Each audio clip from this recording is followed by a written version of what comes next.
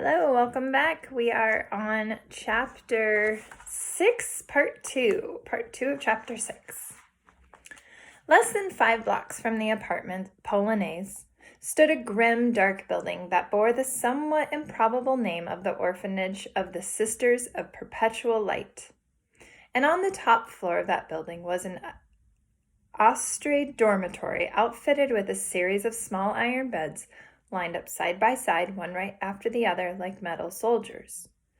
In each of these beds slept an orphan, and the last of the beds in the drafty, overlarge dormitory was occupied by a small girl named Adele, who soon after the incident at the opera house began to dream of the magician's elephant. In Adele's dreams, the elephant came and knocked at the door of the orphanage. Sister Marie, the sister of the door, the nun who admitted unwanted children to the orphanage, and the only person ever allowed to open and close the front door of the orphanage of the Sisters of Perpetual Light, was, of course, the one who answered the elephant's knock.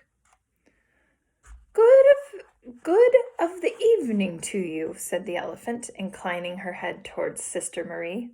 I have come for the collection of the little person that you are calling by the name Adele. Pardon? Said Sister Marie. Adele, said the elephant. I have come for the collection of her. She is belonging elsewhere besides. You must speak up, said Sister Marie. I am old. I do not hear well.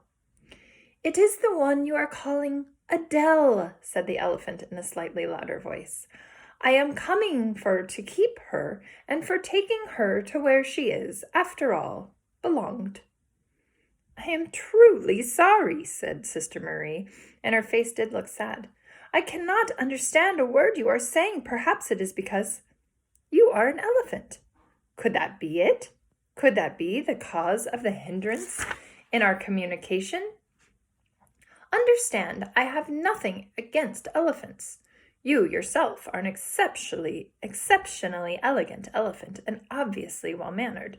There is no doubt, but the fact remains that I can make no sense of your words, and so I must bid you good night. Here's a picture of the dormitory with all the beds lined up, and I believe this little girl here would be Adele.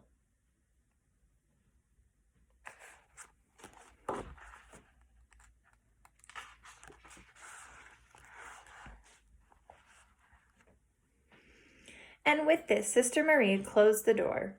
From a window in the dorm room, Adele watched the elephant walk away. Madam Elephant, she shouted, banging on the window. Here I am, here! I am Adele! I am the one you're looking for! But the elephant continued to walk away from her.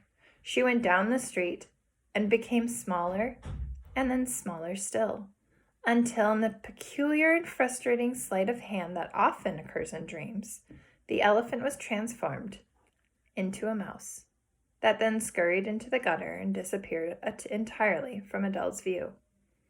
And then it began to snow. The cobblestones of the streets and the tiles of the roofs became coated in white.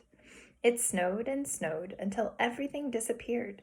The world itself soon seemed to cease to exist, erased, bit by the weight of the falling snow.